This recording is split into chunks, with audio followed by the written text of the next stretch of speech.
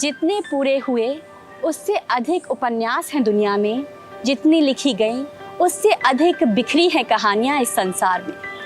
नमस्कार, बहुत बहुत स्वागत, अभिनंदन रंग तरंग में। मैं हूँ रजनी सेन। कहानियों का अथाह और सुंदर संसार जो हमें जोड़ता है आपसे। कहानियाँ शब्दों की, रंगों की, साहित्य की, संस्कृति की, गीत संगीत की। ये कहानियाँ आपको प्रेरित करती हैं कुछ नया रचने के लिए, कुछ नया करने के लिए। तो आइए आज भी आगाज करते हैं इन्हीं कहानियों के जरिए रंग तरंग की एक नई कला परिक्रमा का। कभी फुर्सत मिले तो पानी पर लिखी तहरीरों को पढ़ना। हर एक दरिया हजारों साल का अफसाना लिखता है। हमारी संस्कृति की नदी भी युगों युगों से अनवरत बह रही है। चुनौतियों की कोई भी चट्टान इसे बहने से रोक नहीं सकी है। और हाल ही में संस्कृति की इस नदी ने अपनी लहरों से भिगोया G20 के एक सांस्कृतिक समारोह में, जहां गीत संगीत और भारतीय शास्त्रीय नृत्यों ने अपनी साधना से लोगों को मंत्रमुग्ध कर दिया। आइए आपको इसी सांस्कृतिक समारोह में लिए चलते हैं।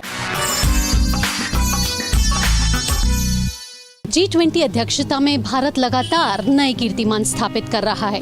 इस दौरान भारत में हो रहे सांस्कृतिक कार्यक्रमों से भारत की सांस्कृतिक विविधता, सभ्यता और विरासत से पूरा विश्व रूबरू हो रहा है। राज्यों में हो रही लगातार बैठकों में कई सांस्कृतिक कार्यक्रम आयोजित किए जा रहे हैं। आकाशवाणी ने भी G20 उत्सव को मनाने के लिए एक रंगारंग सांस्कृतिक कार्यक्रम का आयोजन किया। आकाशवाणी इस तरीके के सांस्कृतिक कार्यक्रम लगातार सितंबर महीने तक आयोजित करता रहेगा।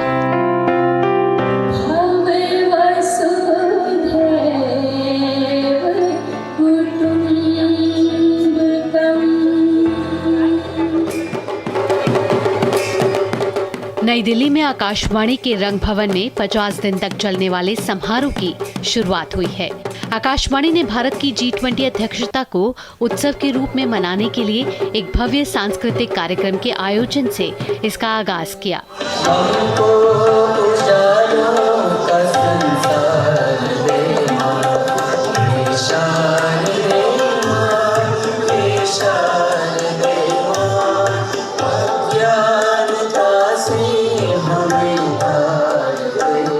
G20 अध्यक्षता के एक पृथ्वी एक कुटुंब एक भविष्य भाव पर लोकगीत, लोक नृत्य और वाद्य वृंद प्रस्तुत किया गया। इस कार्यक्रम की थीम युवा शक्ति देवो भव, leaders in the making, India's youth and G20 summit रखा गया है। आकाशवाणी की महानिदेशक डॉक्टर वसुधा गुप्ता ने कार्यक्रम का उद्घाटन किया। इस अवसर पर उन्होंने कहा कि समाज और संस्कृति निरंतरता है।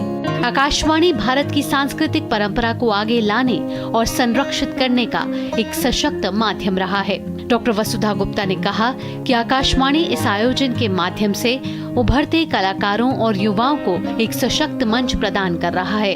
आकाशवाणी ने बिल्कुल ये माना कि इस G20 के माध्यम से एक क्रमबद्ध रूप से हम ऐसा प्रयास करें कि जो हमारे उभरते हुए कलाकार हैं या युवा हैं जो अलग अलग तरह की कलाओं में पारंगत हैं, उनको मंच मिले, उनकी कला आप लोगों तक पहुंचे और हम उसको किसी प्रकार से संग्रहित कर सकें।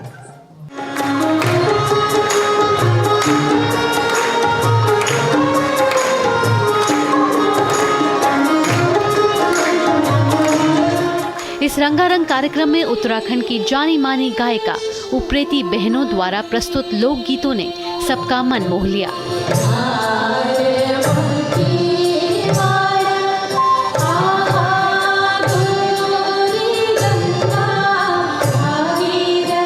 उत्तराखंड की स्थानीय बोली भले रंग भवन के आमंत्रित श्रोताओं को समझ के परे रही हो, पर उनके लहजे ने एक भारत श्रेष्ठ भारत की कल्पना को सार्थक कर दिया।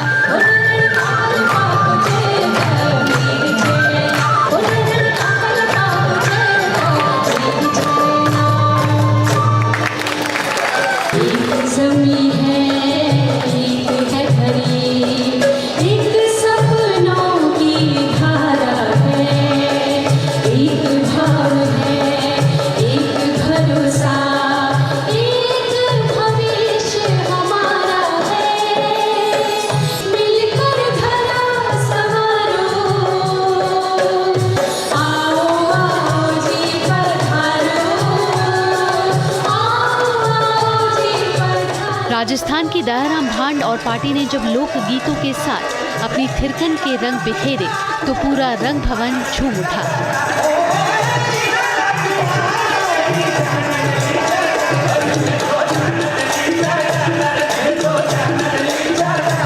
इस बीच सुप्रसिद्ध कालबेलिया नृत्य प्रदर्शन का भी श्रोताओं ने खूब आनंद लिया।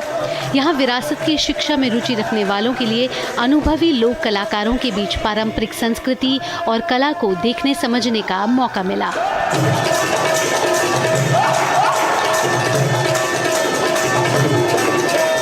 वहीं उत्तराखंड की लक्ष्मण सिंह पांगती और पार्टी द्वारा पारंपरिक छलिया नृत्य प्रस्तुत किया तो दैनिक जीवन के सारे रस और रंग एक साथ झंकृत हो उठे।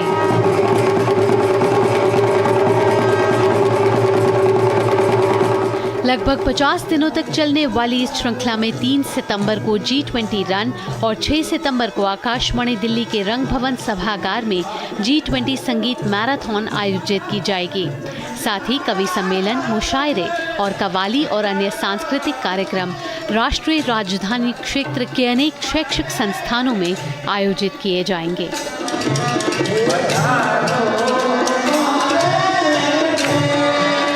भावना नैयर, DD न्यूज़।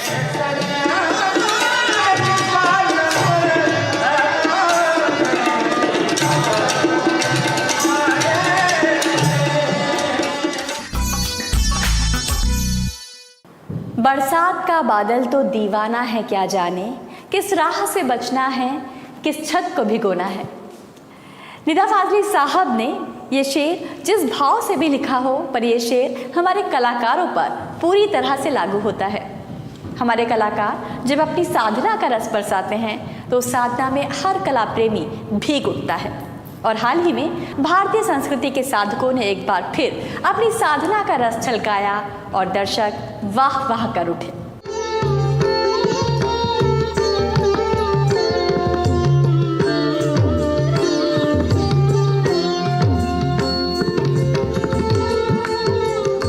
हमारे देश, हमारी संस्कृति में नृत्य संगीत का अपना एक अलग ही स्थान है। हमारा कोई भी पर्व गीत संगीत के बिना संपूर्ण नहीं होता।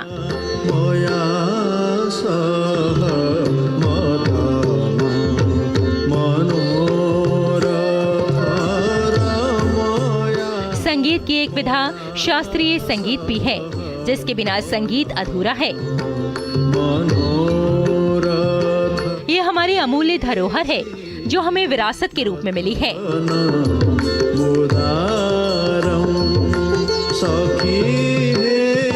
इसी विरासत की कुछ झलकियां हमें दिल्ली के इंडिया इंटरनेशनल सेंटर के मंच पर नजर आईं।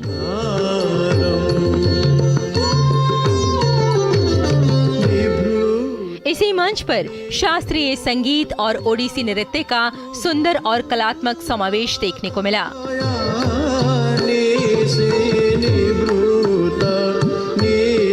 मंच पर जब नृत्यांगना गौरी द्विवेदी ने अपनी कला के रंग बिखेरे तो एक अलग ही समा बन गया।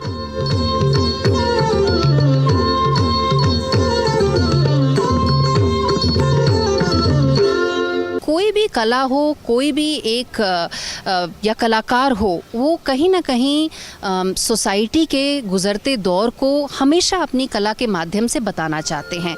आज के दौर में हमारे समाज में जो चेंजेस हो रहे हैं, जिस तरह की बातें हो रही हैं, या कोई भी एक विषय जो हम सब के बीच में उमड़ता है, उसे एक कलाकार अपनी कला के माध्यम से ज़रूर बताना चाहते हैं।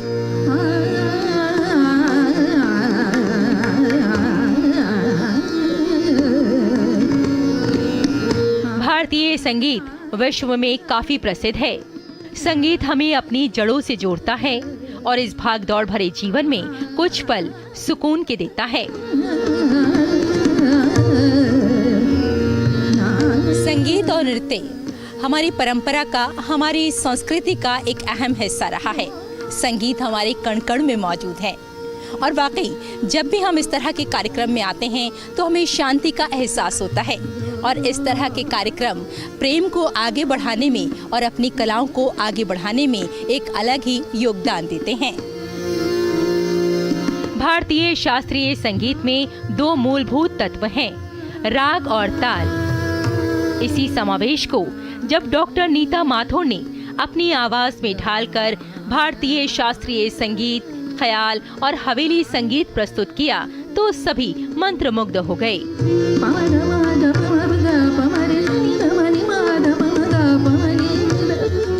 शास्त्रीय संगीत जो है हमारे हिंदुस्तान की जो एक सांस्कृतिक विरासत है उसका एक बहुत ही बेजोड़ और बहुत नायाब हिस्सा है।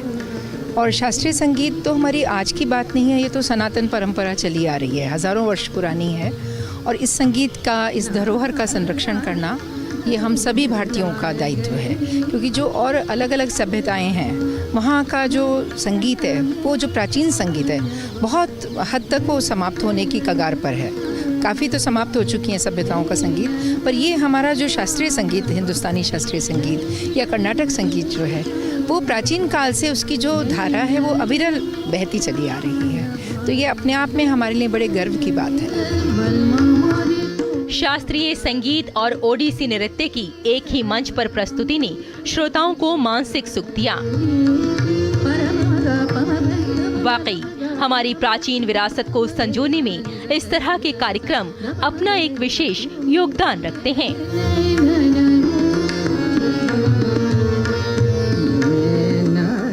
रंग तरंग के लिए डीडी न्यूज।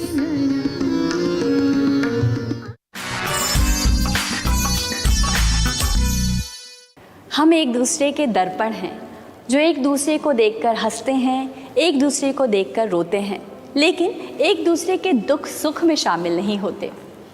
कितनी खूबसूरत बात कही गई है दर्पण के लिए।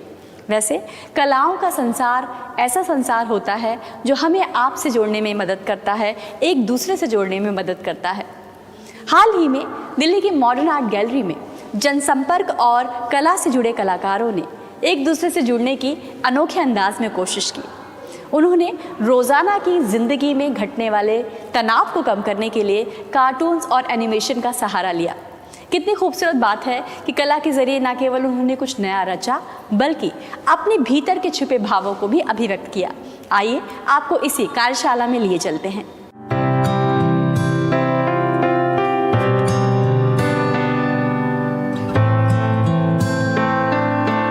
कला और जनसंपर्क दोनों ही माध्यमों का काम लोगों से जुड़ना है, आम और ख़ास लोगों के दिलों में अपनी जगह बनाना है। हाल ही में national gallery of modern art की ओर से एक अनोखी कार्यशाला का आयोजन किया गया।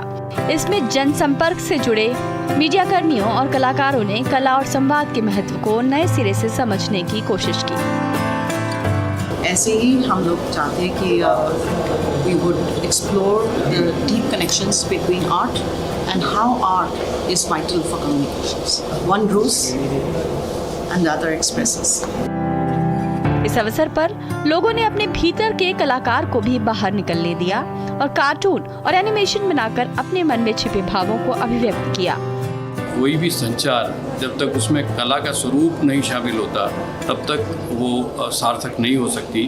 जनसंपर्क भी तभी स्वीकार्य होता है और आपकी कला भी तभी स्वीकार्य होती है जब आप लोगों की आस्थाओं को और उनकी भावनाओं को समझ सकें। कलाकारों और जनसंपर्क से जुड़े लोगों ने इस अवसर पर मॉडर्न आर्ट गैलरी का दौरा भी किया। 1954 में स्थापित ये गैलरी भारतीय पारंपरिक कला देखने वालों के लिए सर्वश्रेष्ठ जगह है।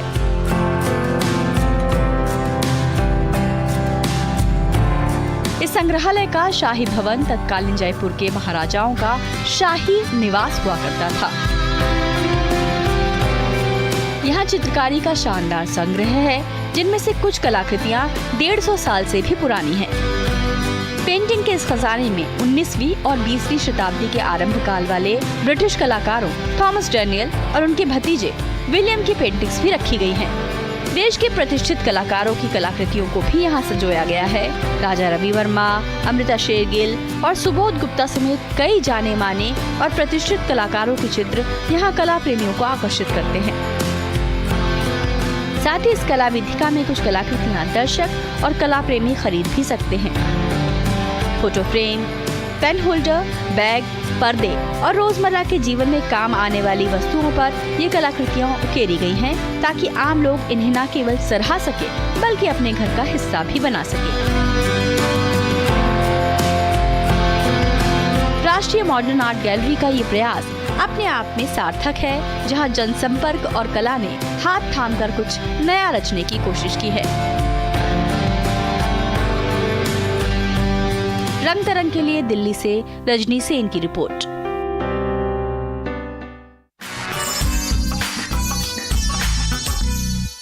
कभी कभी जिंदगी में हमें वो छोटी छोटी बातें खुशी देती हैं जिन पर हमारी नज़र ही नहीं जाती या जिन्हें हम ज़रूरी नहीं मानते, जैसे फूलों को निहारना, आकाश की तरफ देखना, मिट्टी और पानी में खेलना या फिर वायलिन बजाना या सुनना। महान वैज्ञानिक एल्बर्ट आइंस्टाइन ने भी एक बार कहा था कि उन्हें सबसे ज़्यादा खुशी वायलिन सुनने में मिलती है। तो चलिए आपको इसी आनंद से जोड़ने की कोशिश करते हैं।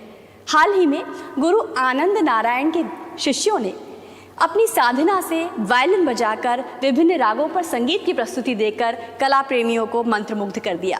आइए आपको इसी वायलिन कॉन्सर्ट में लिए चलते हैं।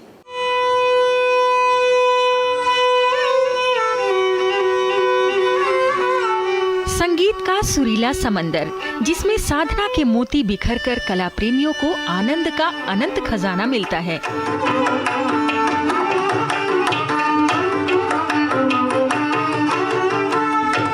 इस कार्यक्रम में एस सीताराम और एस चंद्रमौली ने अपनी वायलिन धुनों से सभी को मंत्रमुग्ध कर दिया।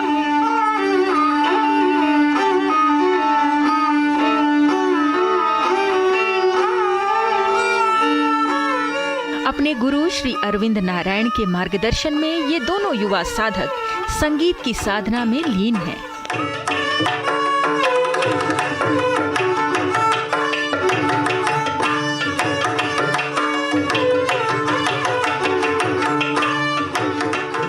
कार्यक्रम में इन कलाकारों ने राग आरभी में एक सुंदर प्रस्तुति दी और उसके बाद कीर्तनम की धुनों ने श्रोताओं के कानों में मिश्री घोल दी।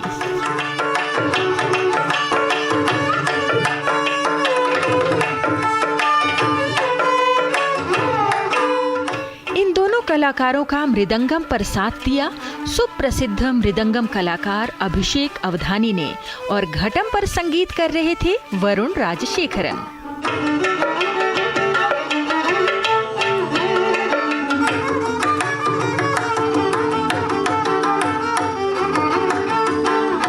वायलिन, मृदंगम और घटम की एक साथ प्रस्तुति ने भारत संगीत की सुंदर धरोहर की रंगोली सजा दी।